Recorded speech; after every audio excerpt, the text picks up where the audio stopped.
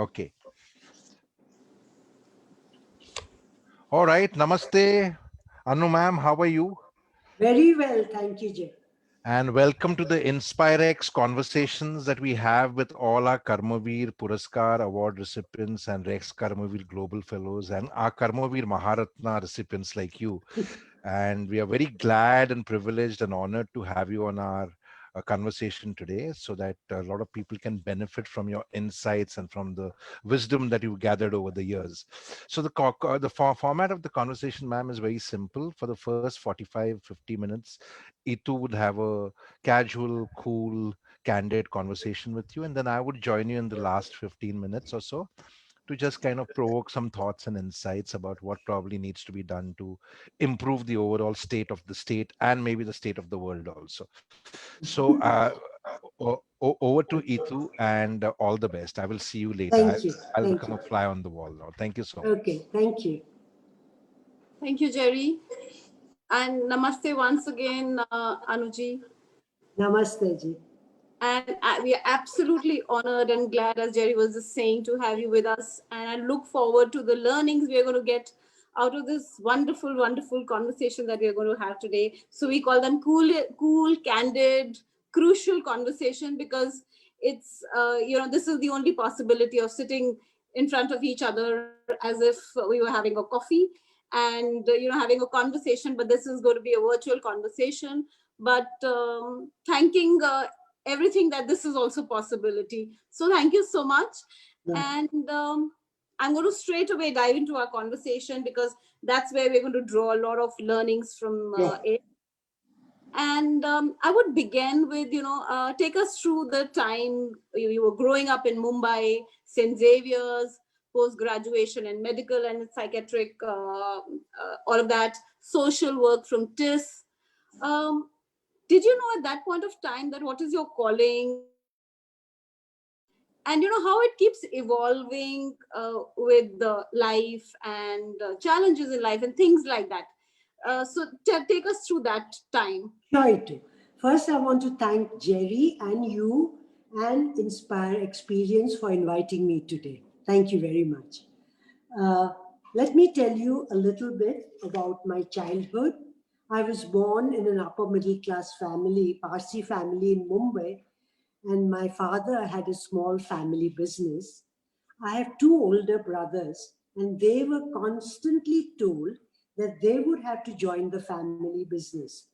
Though I was better in studies than my brothers, I was subtly given a message that being a girl, I can study. That was okay. But my main purpose in life was to marry and to produce. In those days, Parsis tended to be over-westernized. So my father sent me to a bilingual school which taught in Gujarati and English, whereas my brothers and all my cousins were sent to English medium schools. My brothers learnt violin while I was sent to learn Indian dancing. My father was willing to experiment with his daughter, but not take chances with his sons. All right. My school was excellent. I did not appreciate it and felt small for not knowing English well, and my self-worth was low. Today, I have realized that English is needed for our work life, but should be never linked to our self-esteem. Do we feel small and inadequate if we don't speak fluent Chinese? So why give this importance?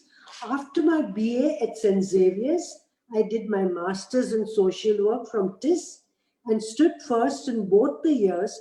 I'm not saying this to brag, but to say, and yet the message for Maggie and not career continue. And as for my message, after my graduation from TIS, I married a wonderful man called Roynton, who had studied at Cambridge, England, and who had joined my father as a professional and rose to be an MD and chairperson and of our family business, Thermax. So that's my little child background. Okay? Yeah. this, this thought process, this mindset is so true, even today. It has shifted a little, but it is so true. And that's something that, later on in your life, with the kind of work and with the kind of mindset shift that you brought about, not only within the family, I think within the country, within the corporate sector, is absolutely stunning and brilliant. So, to what I'm trying to say, you cannot hold your past responsible and keep blaming it. You can move out of it most of the time. I'm not saying always, but very often. Okay. Yeah, and that's exactly what I was saying, that, we keep evolving through in life, learning, relearning, unlearning, because that's very, very important. Correct. Anuji, you've also had some, major challenges in life. And, what are these disciplines that you practiced to keep you intellectually, spiritually, emotionally agile? What were these challenges and how did you deal with it? Because we need to keep ourselves going. Sure. When my husband Rohinton was in his 40s, he had a massive heart attack and a large part of his heart was damaged. We went to the UK for the bypass surgery, and on the second day, he had a stroke. Though a brilliant man in that state, he could not recognize me. He forgot A, B, C, D, how to write, and his left hand was partially paralyzed. This was the first major challenge in my life, and it taught me 3 lessons. Doctors had said that my husband would never fully recover because a large part of his brain was damaged. But with determination and grit, Rohinton wrote A, B, C, D, 1, 2, 3, 4 for months and relearned reading and writing. His left hand was partially paralyzed, and he asked the physiotherapist in England to teach him to tie the shoelace. She suggested that he should tie a bow on his thigh for a month, and after a month, he would be able to tie the shoelace. But Rohinton was up that whole night practicing practicing the entire night, and in the morning succeeded tying his shoelace. From being a very good-natured husband, he was short-tempered, and at times it was very difficult to live with him. And yet, within 2 years, he was back to his usual self and took 2 CII delegations abroad and even authored a book. The first lesson I learned was never give up and have faith in yourself no matter what the experts say. As parents, we give great importance to education, believing nobody can take our knowledge away. Rohinton's stroke was a humbling experience and taught me that a small blood clot can wipe away all our knowledge and intelligence.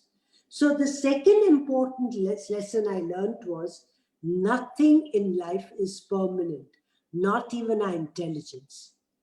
The third lesson was to take care of one's health and not to take it for granted. True. My husband was a workaholic, smoked, and loved food which was very unhealthy. After his stroke, I used to make special healthy dishes. And with a sense of humor, he would say, delicious, do cook it when I'm out of town. And I want to give this message that from a young age, we need to nurture and invest in our health.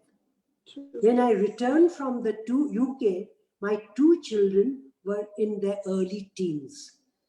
Well-wishers suggested I join our family business Thermax, which was a private limited engineering company.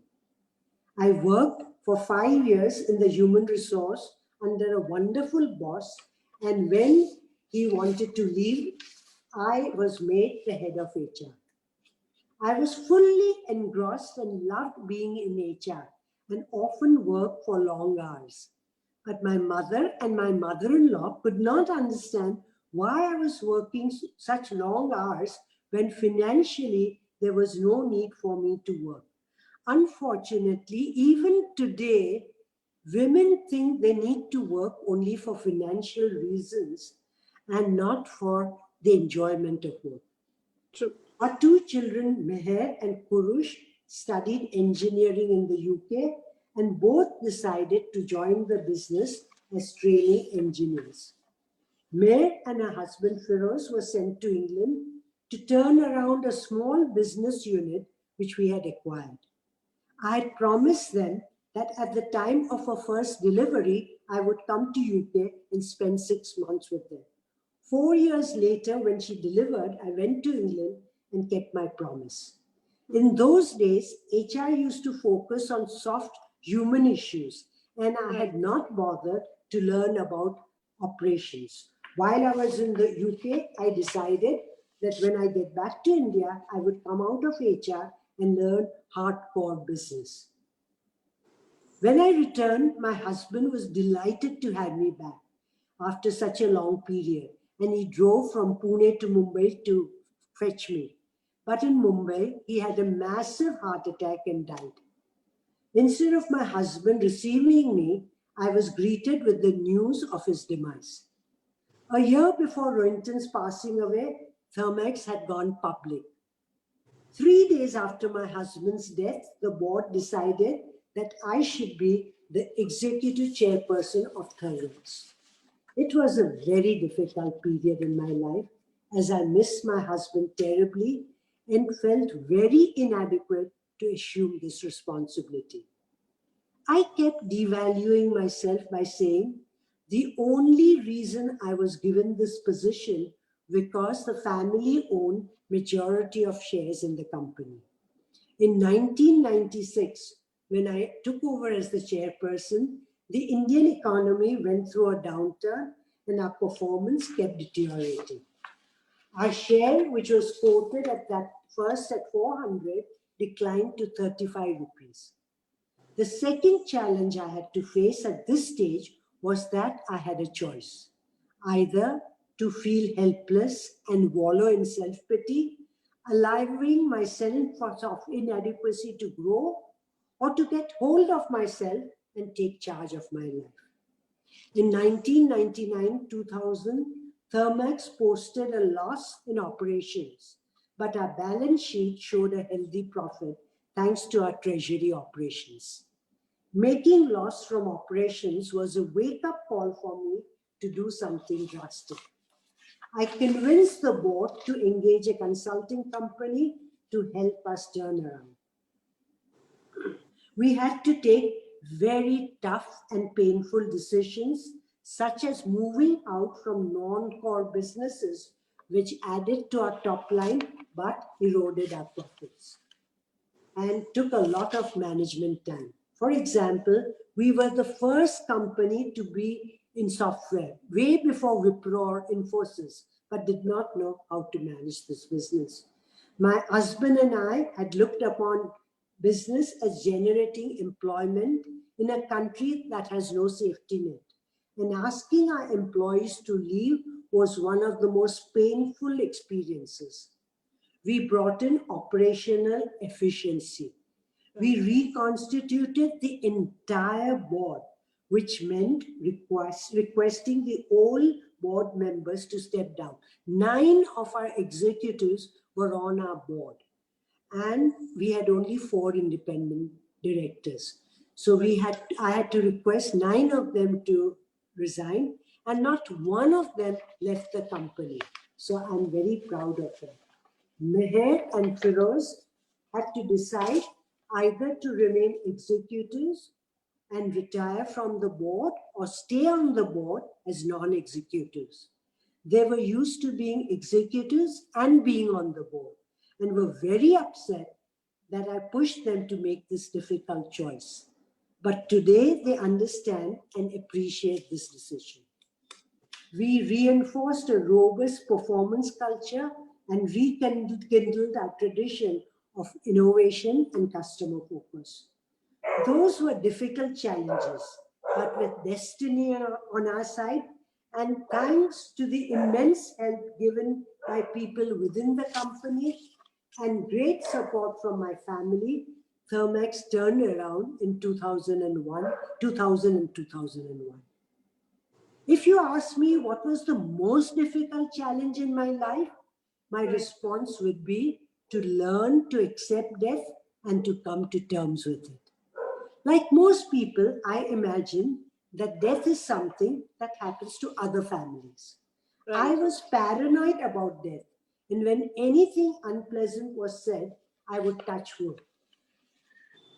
Just to give you an example how paranoid I was in the earlier days when there was no expressway and Rohinton and I traveled by car, and something unpleasant like death was being talked about, I made Rohinton stop the car, find a tree and go and touch it. Today I'm aware that if I carry the entire forest with me, I cannot change my destiny. My husband's death was extremely painful, but I found it most difficult when my son Purush was killed in a car accident 14 months after my husband passed away. Right. The pain that I felt when my husband died receded into insignificance compared to how I felt when my son died. Purush was only 25 years old with his entire life ahead of him. As a woman, I was not used to living on my own. I lived with my maternal family and after marriage lived with my in-laws. Our culture encourages a woman to be dependent on others, and learning to be self-sufficient was a new and difficult experience. Today, I love living on my own and value my solitude. To try and understand death, I read many books, but realized that reading is an intellectual pursuit, whereas meditation heals your heart. For years, I had heard about Vipassana. Do you think in the audience, most people would know about Vipassana? You could talk about it A little because bit? Yeah. from your experience, yes. Okay. It's a Buddhist meditation program for 10 days where you're not allowed to speak or read or distract yourself in any way, not even look into other people's eyes. And for 10 hours a day, you meditate in 1 hour 1 hour sessions, and they teach you how to do it. So my husband used to jokingly say, I would love to see you quiet for 10 days.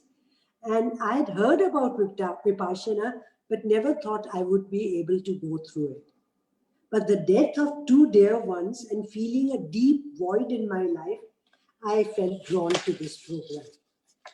Since we cannot distract ourselves by reading, writing, we eventually turn inwards and tap our inner strength.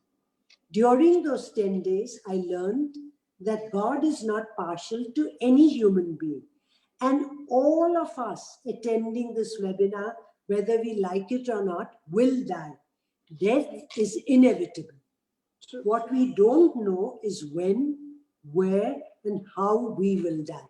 Death is unpredictable. The sun rises and sets every day, but we do not cry when the sun sets because we have accepted this as a natural process.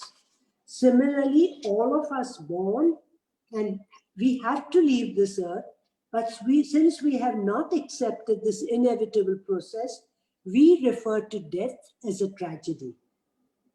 But to me, tragedy in life is a failure to get along with people we care for when they are alive and not investing in oneself. I also realized that after the death of a dear one, pain is inevitable, but suffering is optional. Suffering happens when you keep asking, why did this happen to me? Why has no answer and keeps adding to our misery. Life and death are interwoven, and you cannot fully embrace life unless you come to terms with death. It is my choice to focus on my limitations and keep feeling small and inadequate, or to build on my strengths. Another important insight I got was each of us has two sides within ourselves, the ordinary and the extraordinary. It is easier to define ourselves as ordinary because then we can be indulgent towards ourselves and accept our mediocrity. But if we accept that we are extraordinary, then we have to push ourselves and to give out our best. The best example is Gandhiji. He was an ordinary person who overnight got in touch with his extraordinariness and became a great leader. When I'm taking life easy, I need to remind myself that I can be extraordinary. And when I'm full of my achievements and have a bloated ego, I need to tell myself that I'm pretty ordinary. A healthy balance keeps us on Mother Earth. We have no control over external circumstances, but we do have control how we react and respond to this. I have attended 4 Vipassana programs and daily meditate, and that has helped me tremendously.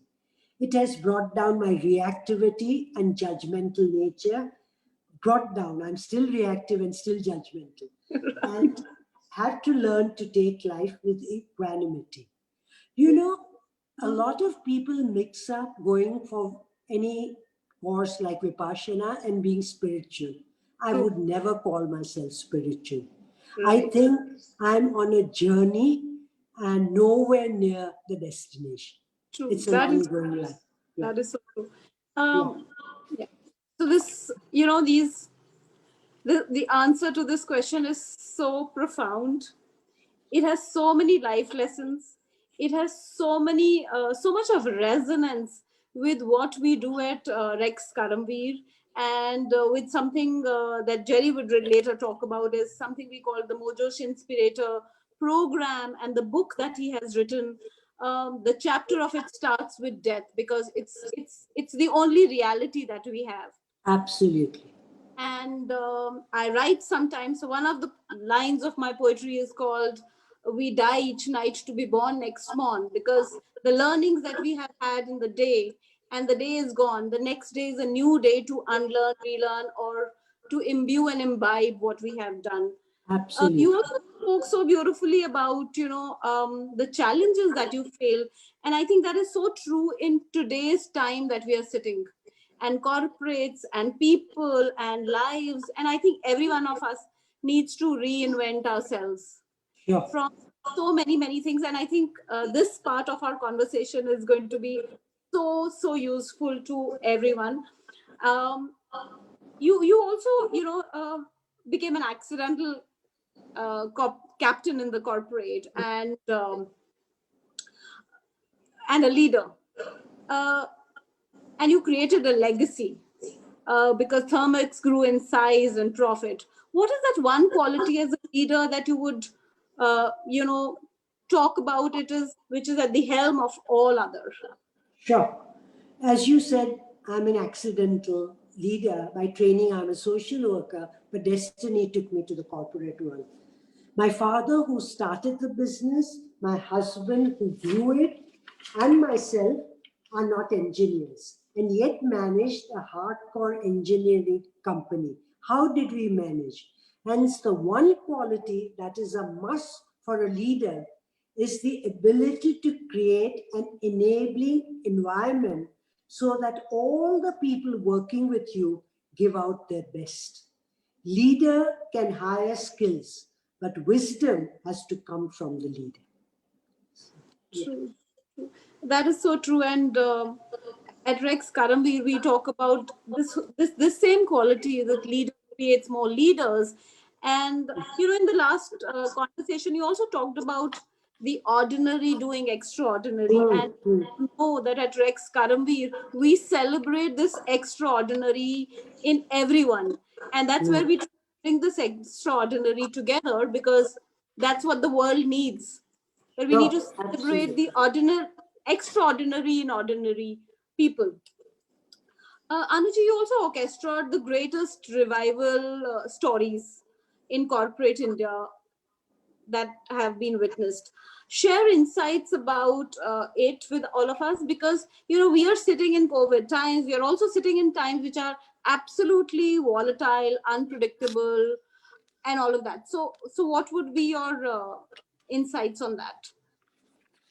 First, let me talk about my company.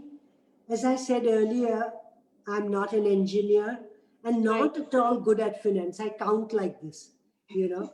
Being from the HR background, I knew my executives extremely well, and without hesitation, I would ask for their help. I did not feel small or ashamed to say, I don't know. I did not feel threatened to be surrounded by executives who were far more competent than me. When needed, I asked for external help from a consulting company. I was very firm in carrying out the suggestions given by the consultant and the ones which we had accepted. So these are some of the things that helped us to turn around. You know, you put it so simply, so beautifully, that curiosity, inquisitiveness, and asking questions is the best habit that can help us. And showing your ignorance, because Absolutely. for everything you know, 10 things you will never know. Nobody can know everything. Absolutely. I mean, so beautiful and simple to know that, and so much to learn thereafter. Anuji, tell me, like, once you handed over the reins of business to your daughter, you decided to help underprivileged. You started, you know, you could have written checks, as they say, but you chose to go the harder way. You chose to take the tough route. Share with us the learning and the inspiration on that journey. It's not a tough route. It's a choice for my own well-being. As you said, writing a check is easy, but it wouldn't be satisfying. I'm a social worker by training, don't forget. So I was very involved in the NGOs with which I worked, and I would I knew the students very well. They'd come and stay with me. And let me tell you, I gained far more insight than what they gained from being with me.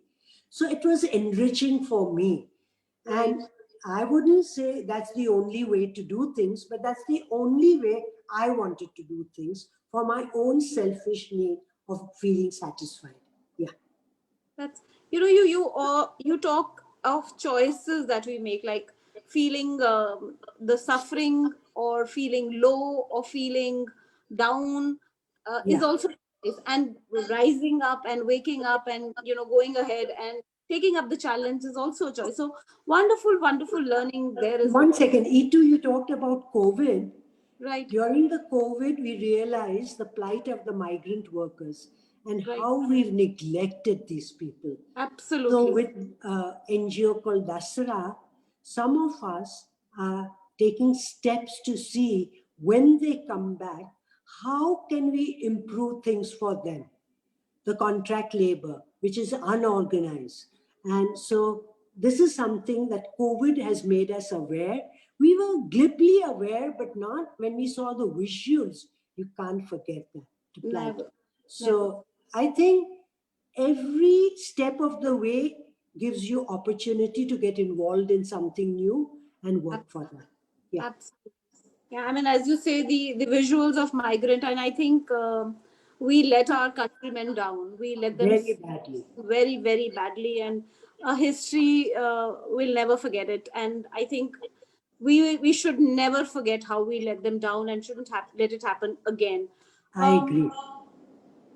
You know, I'd like you to share with us your devotional work with Teach India, Akanksha, and, you know, your work of spreading education as a mean to empower people.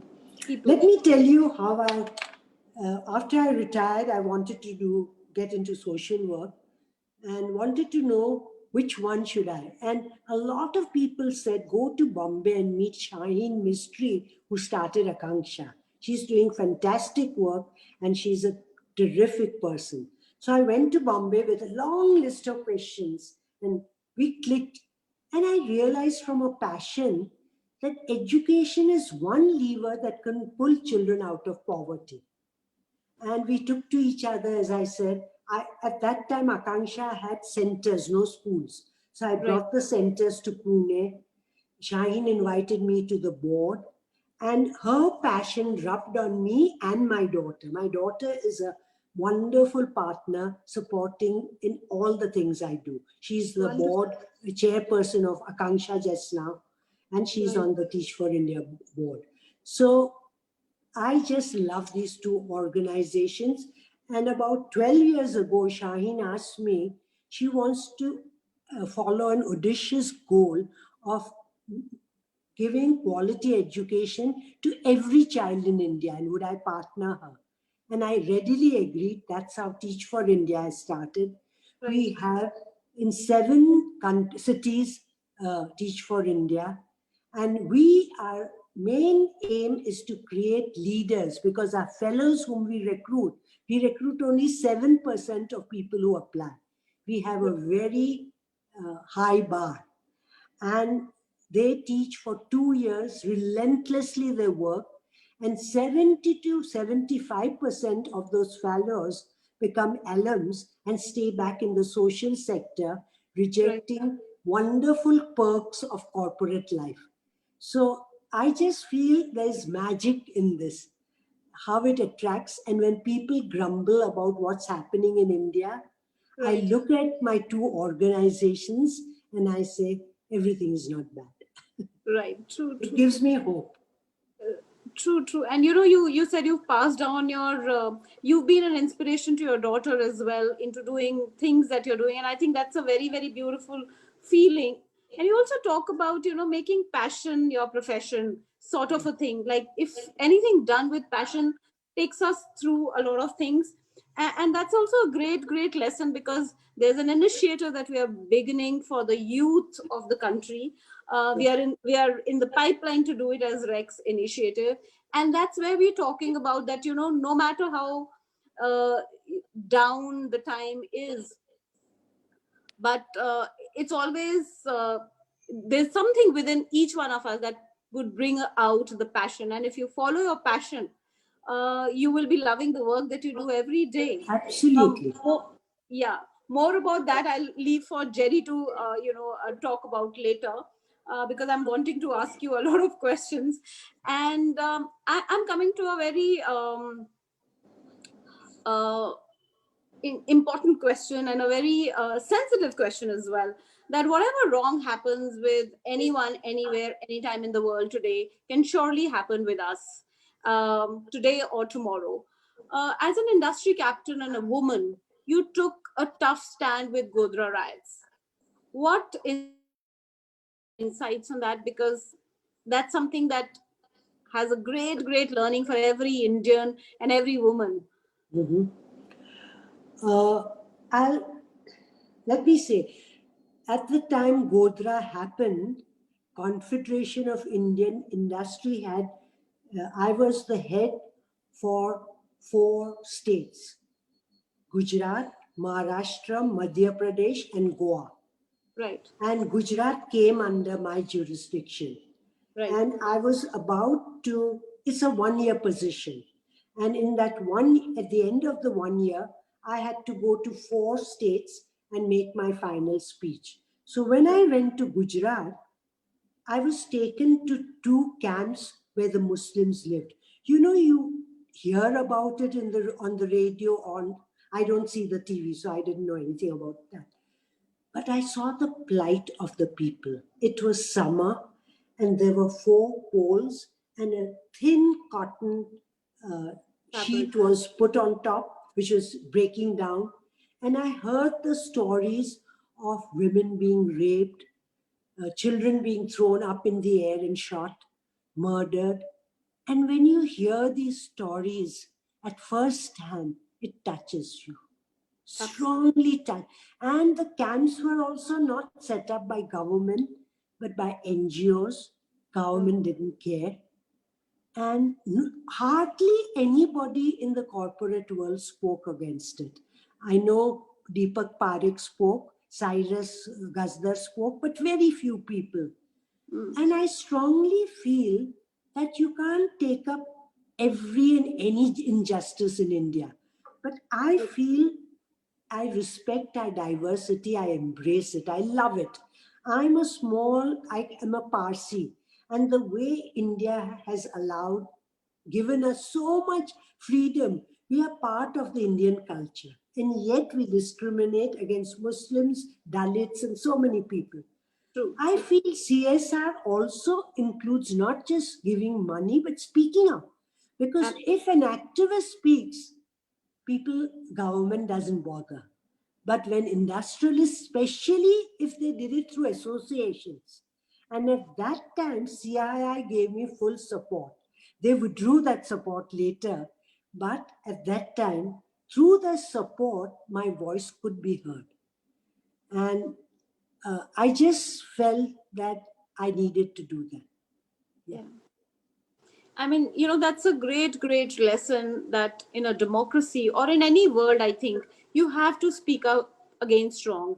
Yeah. And at Rex Karamveer, one of our slug lines is right every wrong. Yeah. And one of another slug line is together as one, we can right every wrong. So I think people who hold place of eminence in any sector or anywhere need to speak, because people look up to you and they have the power to bring about the change and then Correct. inspire so many others to change. Before I get Jerry back into the conversation, my last question to you is, you have been a Rajya Sabha member, you've been honored with Padma Shri, uh, you're also a Rex Karamveer awardee. Um, tell me about that part. Yeah. I think my 6 years in Rajya Sabha was a waste of time. I couldn't accomplish much. I saw how casually people took up their work, not attending, especially the nominated members hardly ever attended. And nobody really listens to each other. Opposition thinks they have to oppose anything that the ruling party says, which is ridiculous. So I didn't value that. Padma Shri means nothing to me. But the award which you all gave me years ago, I'm now getting senile and don't remember too many things. But I remember the beautiful setting in Delhi. It was dark and it was lit by little diyas, beautifully. And there was a couple from Gujarat that sang beautiful songs, inspirational songs. And I got many awards, but they never mention my stand on Bodhra. It's almost either they're embarrassed or they're afraid. I don't know what. But you gave me for that. So this award meant a heck of a lot to me. The whole ambience and the acknowledging what I did, which I value very much. So it coincided with what I value. So I throw away most of the plaques or big horrid things that they gave. But the black thing you gave me is my prized possession. I like it. Thank you so much. That means so much to me. And you would know that we at Rex and Jerry, as our founder, has always spoken against the wrong. And we have been part of the wrong, even in these times, be it CAA, we were all there. Be it Hathras, we were all there. Um, so you have to just speak about the wrong, no matter what the consequences, because as a citizen of this country, and as you say, you love the country, and if you really love, they say a true patriot talks about the wrong, not the right all the time. So would you like to add a little about your time, like time spent at NSC, before I bring in Jerry? Yeah, sure. Because that's something you value. Yeah, this is the National Advisory Council, Right. which Sonia Gandhi created. And they were mostly activists, and I was the only person from the corporate world. I didn't know much about it, but I very much valued that time because I learned so much about India and its problems with the poor. There were people like Harsh, Mandar, Aruna, Roy, and I really loved that time. And in fact, at one time I was told I could either be in Rajya Sabha or NSC. Then I said I'd rather be in NSC if I can't be in both. And then they said, no, you can be in NSC and Rajya Sabha, but we can't pay for your fare. I said, I don't care. I don't want your fare or anything. But I'm just learning so much that I value. And we did I know the media has portrayed NSE very badly. And we are what is the kitchen cabinet, all kinds of things we are called by people. Tavlin Singh hates us. Shekhar Gupta hated us. Uh, but I think the food security bill, the right to information, I suggested, the only thing I suggested was right to education, and how Right. some of it was so input driven. I suggested some output driven, outcome driven things. So I just felt it was wonderful. uh, Someone was thinking about the masses and suggesting things. In any case, many things we suggested were thrown away. So it's not that everything was accepted, but someone was giving a thought about the poor, and I loved it. You know what, the most beautiful learning from this conversation that I'm going to be carrying forward, and I'm sure the whole everyone listening in the audience, is that, you know, titles don't matter, awards don't matter, Padma Shri doesn't matter, Rajya Sabha doesn't matter, being at the helm of top of corporate doesn't matter, but what really matters to you, or to should matter to all of us, is what we are doing to better lives of the lesser privileged, or better lives of the fellow citizens or fellow human beings. Ito, I would just change it a little. Please do. That may be one thing. What matters is what's meaningful to you, not what the Absolutely. world wants you to appreciate, the titles and the stupid things, but what you Absolutely. value. So I think Absolutely. that's so important. Yeah, one The must follow consequent, uh, yeah, and falling. yeah. True. On this note, I'm going to invite Jerry back into the conversation to take the conversation forward and bring in more insights. He has worked, so he's been closely associated with you also over the Yes, years in many ways. So I'm going to invite Jerry back into the conversation. sure. Thanks, Itu. Thank you so much. So, Pleasure. so namaste, ma'am, once again. Namaste. And I've been listening with the intent to learn and understand a whole lot of life, leadership, and learning to learn lessons from you. We are embarking on a journey because what we've realized is that thanks to the COVID lockdown and the socio-economic breakdown, people keep calling it a slowdown and thinking that the economy will come back into being in the next 2 or 3 months. I doubt it, because it's not a slowdown, it's a breakdown. And what has happened is there are no jobs out there, there are no career options out there. And children who have uh, graduated with flying colors with high percentages, thanks to all the parental pressure and the peer pressure, are finding themselves without jobs. And it's not, we started this, what is called as the Mojosh Inspirator Life Leadership and Learning to Learn Success Summit, with an objective to kind of empower young students, young leaders, and children, that hey, don't lose hope. If there are no jobs, you can still become independent entrepreneurs and what we are calling as missionary passepreneurs. And slowly over time, as we started talking to people, I realized that even parents have lost jobs, and many of them may not get jobs again because they're in the age groups between 40 plus to 50 plus, and there are no jobs out there. So that's the journey we've embarked on, and there were such powerful lessons from you, which have really kind of enriched our learning. Because, and I'm just going to start by reiterating some of those lessons and articulating them. And I like what you said, that nothing is tough, it's a choice. Because frankly, being lazy is tough, working hard is tough. Choose your tough. And I wrote this as I heard you speaking. Studying to pass is tough, learning to apply and make a difference is tough. Choose your tough. A sedentary lifestyle is tough, staying fit is tough. Choose your tough.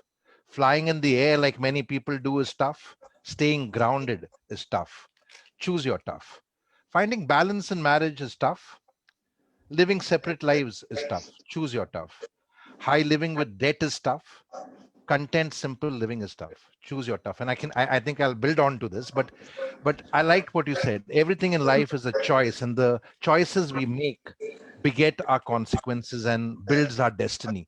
And I think that's the big life leadership and learning to learn lesson for all our children and all our audience who are viewing and listening into this.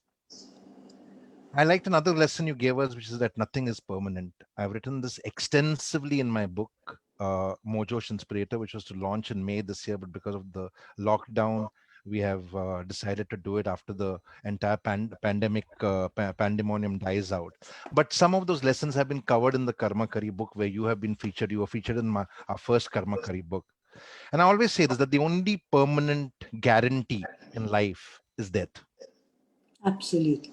And somehow we don't like to be aware of our death without realizing that it is a concept which comes from our Vedas in Sanatan Dharma. I refuse to call it the Hindu religion because there was no word called Hindu or Hindu as a religion. And today, Itu has shared a book PDF with me she received from one of her cousins or relatives, and it said Sanatan Dharma, the Hindu way. Of course, this was published in 1913, so they've tried to Hinduize it, but Sanatan Dharma had no religion. It was just a way of life, the path of righteousness and truth. And in the Sanatan Dharma lessons, they say that make children aware of death. And I must share this with you, Anu ma'am, that only one country practices this, where they teach children from the age of 7 to pause 5 times a day and remember that you will die one day. The country is Bhutan, and this practice is directly related to their happiness quotient. Because when you're aware of your death, your life becomes more meaningful, your purpose becomes more powerful, and you understand that all you have is the moment to live and nothing else. So live in the moment and be happy in the moment. So that is another life leadership and learning to learn lesson I would like to leave people behind with. I think one very important lesson that I learned from you, especially coming from a business family which had it all going, and then of course your husband chose to kind of quit his job in the MNC and take over the reins and assisted your father in building up the business, and then the cardiac problem started. And I think this is a lesson for all entrepreneurs, whether they are entrepreneurs of unicorns or hectocons or big Fortune 500 businesses. I always tell CEOs and companies where I consult that if you think the strategy you're writing in this corner office in a glass building of Gurgaon or Nariman Point, and this strategy will work for the farmers in Dhule and Jalgaon and Maharashtra, you're way off the mark, because your Harvard degree does not work, and your glass office and your so-called intelligence won't work, because go and dirty your hands in the soil, learn from the farmers what works and what does not works, understand their pain points, and then along with them co-create a strategy. And what I learned very importantly from your journey is that in 1985, after your husband's Rohinton's heart attack and his struggle to try to get back into life, you could have chosen to be the chair of the CEO because it was a family business and it belonged to your father. But you chose to work in the HR department. And I think there are two great learnings from there. One, don't just assume that you're entitled to any big title or position. Earn your place in the sun. The second is that leadership is not about processes and strategies. It is about people and how to bring out the best in people as a leader. Because if you do that with people, people will give their lives for you. And I think we have a living example and great real-time lesson from you on that today. So I think that is a great lesson for all CEOs, CXOs, business managers who think they know it all, because you also said it that you can never know it all, which is what we always say, because enlightenment is the first virtue in the Mojosh Inspirator learning. And we say enlightenment is not that you know everything like the sad gurus of the world, or you think that you know more than anybody else. Enlightenment is about knowing that I know nothing and I need to learn more. So that is the concept of enlightenment. It so beautifully blends with what you shared with us today. I like that little thought that you shared about the small blood clot which can take away all our knowledge and our intelligence.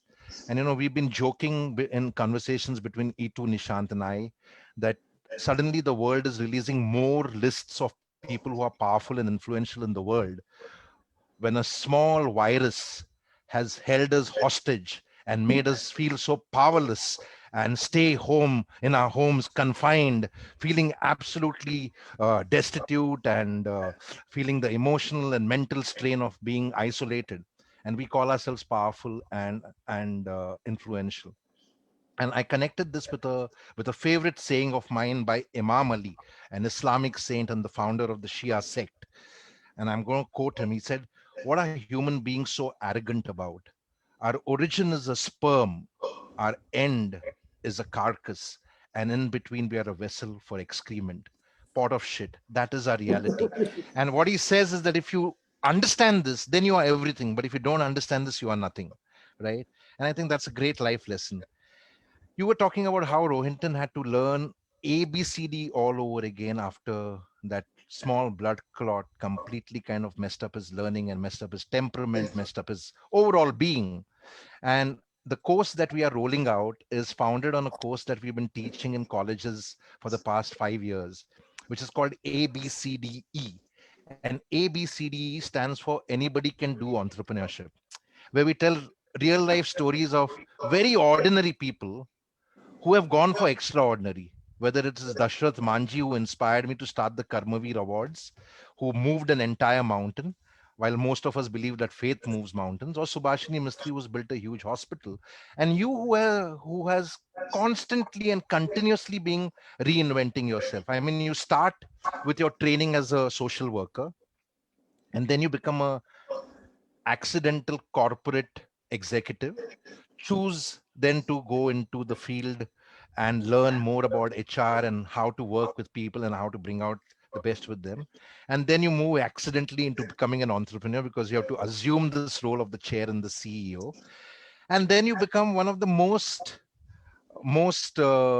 eminent, most valued business minds of the world. And then you give that all up and come back to social work and reinvent yourself again, where you say you want to learn social work through people that you have encountered in the several forums, etc. And I think that is another great lesson for us, that continuous improvement, never assume that you reached your zenith. There is no such thing as perfection or zenith or being the best. Continuously evolve and keep making a contribution, keep creating value rather than just focusing on valuation. This is a talk I do at entrepreneur summits every year, where I say don't create valuation, create value, because valuation without value is just a bubble. So create value, because the valuation is a manifestation of that. And the final, which was the first insight that you shared, ma'am, I've researched many people over the years, almost 250,000 people, to write the Mojo Inspirator book, which I'm going to bring up on the screen again. And we've created this learning, which is basically, this is an old saying by Iqbal, the man who wrote Sare Jahan Se Acha. And I'm happy that is Islamic again. खुद ही को कर बुलंद इतना कि हर तकदीर से पहले खुदा बंदे से पूछे बता तेरी रजा क्या है.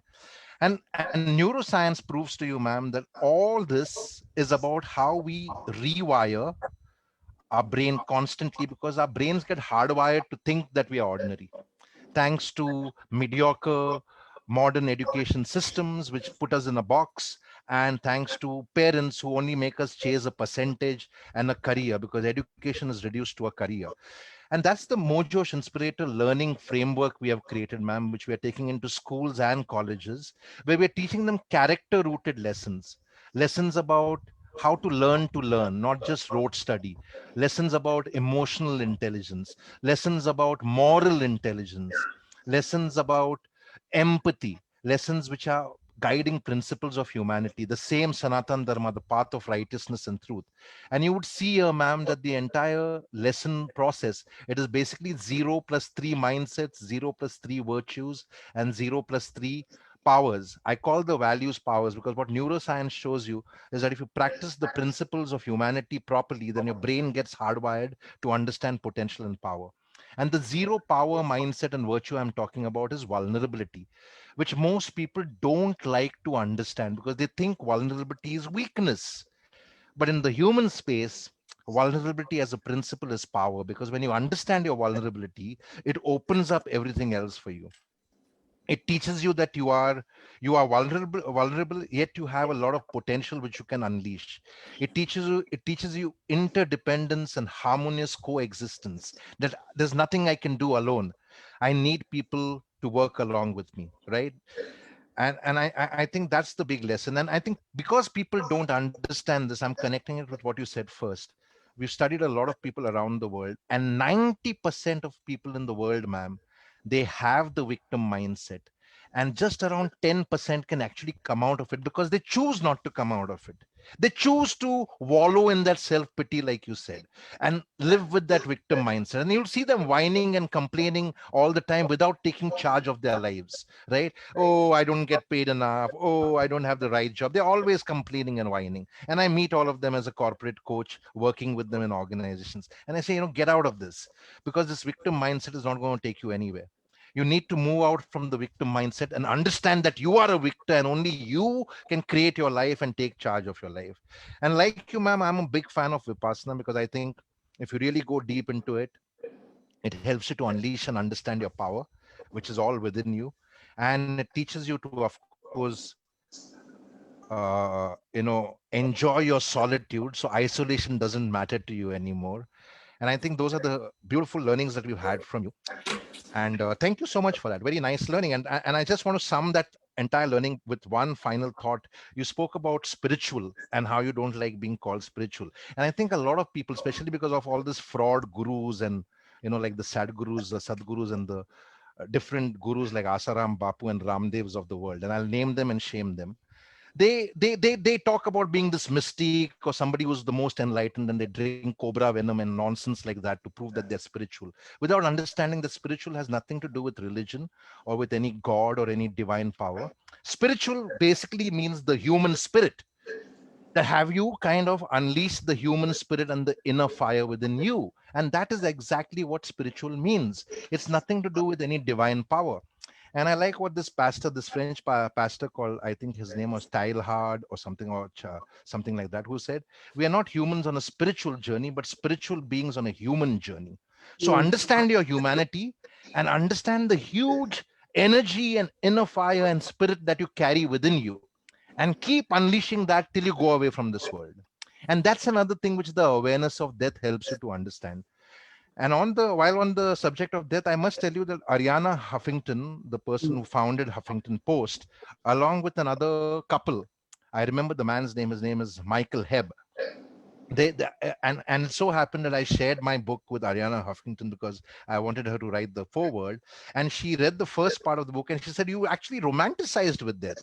And she said, do you know we started a movement in the US called Death Over Dinner, where people meet over dinner and they actually discuss how they would like to die and where they would like to die.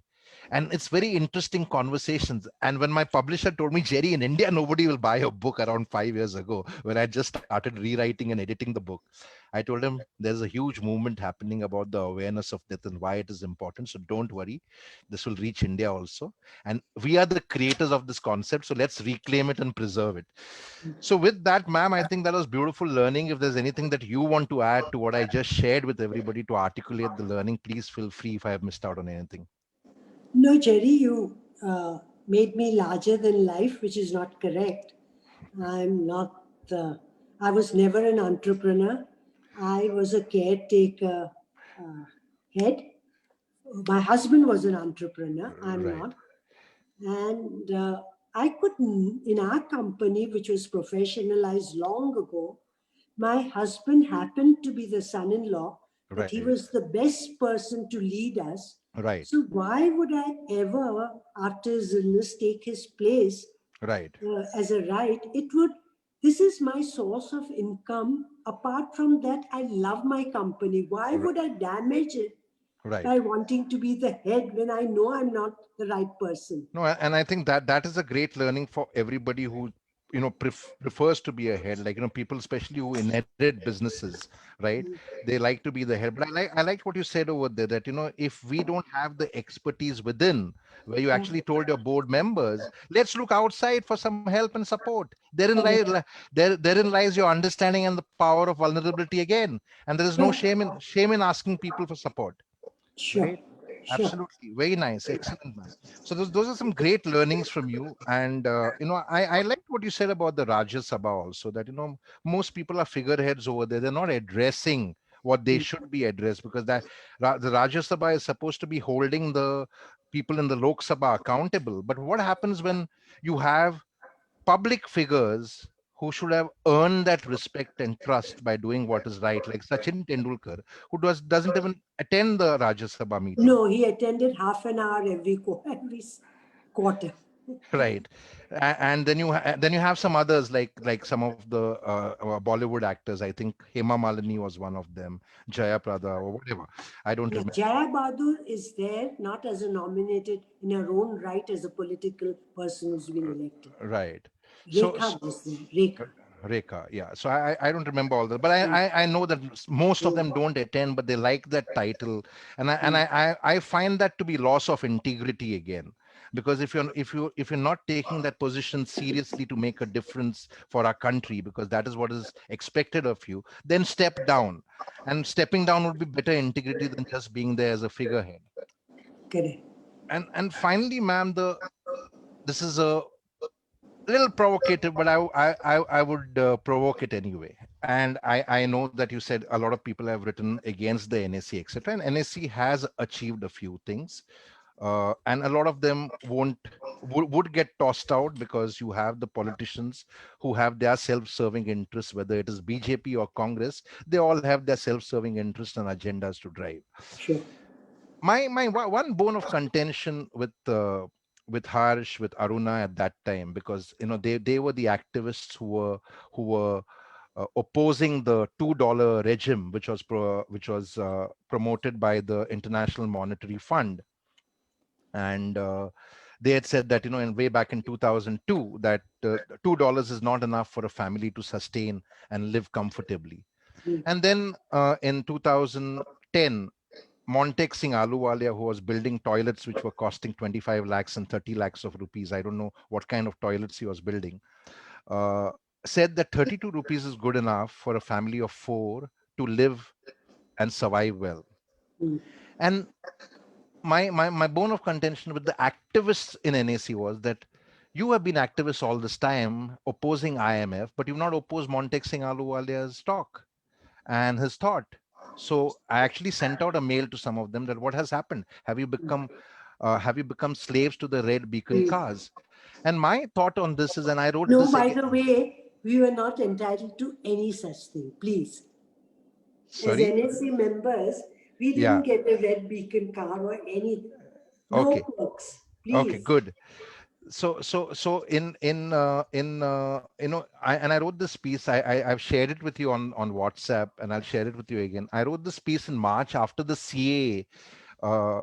Itu told you about how we Mm. decided to honor the women of CAA for their very dignified and silent, Protest. battle protest against wrongs. And we went there, and the day that it was announced that the Karmavir Award is being given to them, somehow it went viral. And then for the first time, Shaheen Bagh had over 2.5 lakh people. And then all the activists who you name them, they were there trying to take advantage of that crowd, including some politicians like Shashi Tharoor. And when I came back, the next time when the award was finally to be given, because we also met some jokers who tried to tell us that, oh, you're Christian, that's why you're giving the award. And I said, you know what, you guys are such petty thinkers. Now, how do I explain to you that I don't believe in any religion? But anyway, finally, when the award was given, I told Itu and Nishant, I'm not coming to give the award, because then they will color this and they'll say it's a Christian award and nonsense like that. But another thing which hurt me at that time was that activists were taking advantage of this and misusing it, right? And I wrote this article called the activist ethic and principle, and it will soon be published in the Quint. And I said, as an activist, as a crusader, we should be unaligned with any political party or politician. We should take a stand for what is right, a Mm. stand against any and all wrongs and wrongdoers, and Mm. a stand for the people and the planet. That is what is most important. What are your insights on this, ma'am? No, I really don't have anything to say. But remember, activists are human beings also. They have Right, their ego, they have their need for little attention. I don't know what you're talking about, this incident, right, but let's not put anyone on a pedestal and think they're ideal people. right. They have Absolutely. they've taken a stand which requires a lot of courage. Right. And I just admire them for that. and I Right. don't put them up on a pedestal and Right. expect them to do everything right. Yeah. No, and it's not about putting on a pedestal, but that there is a reason to kind of address this. And the reason is that when we get aligned with any political party, then the entire movement that activists do gets kind of compromised and gets Sure, vitiated and sure. gets The then ones I know yeah, don't align themselves with any party right, and just comment on things which you will be talking about the people who are in power at this time. right, So you y- might be taken that you are anti them. right. I don't know. Okay. I am not going to comment on that. I don't know. Okay, fine. And the final thing, I sent out a mail today because I mean, informing everyone that you would be, and I go back to my first meeting with you way back in 2002. I had come to your residence in Pune to meet with you. And I remember I keep calling it the Anu Aga list, or a list of people that you said that I should reach out to who would contribute and help us to make a difference and provide relief and rehabilitation in Gujarat. So it's been a long journey, almost 18 years now, knowing you, and it's been an honor and a privilege knowing you. And thank you for that list. You were the first to contribute and take a stand in an industry which is mostly ruled by men at the helm of affairs. And yes, then others got inspired by you, like Rahul Bajaj and Deepak Parekh, No, Godrej, and Deepak was before me. yeah, and Cyrus Gazdar also. So thank you for that, and thank you for taking that stand. And I think that I think more industry leaders should be inspired to take that stand and come forward. So with that, I sum up, and if there are any closing insights from you, No, we will, thank you. Thanks, yes. Jerry, for asking me to speak today. It was a pleasure. Thank you very much. Thank you, ma'am. Thank you. Thank you, and Thank you. namaste, and Bye thank you bye. so much. Yeah, bye Thank bye. you. Bye Thank you. Take bye. care. Have a good evening. See you. Bye. You too. You too.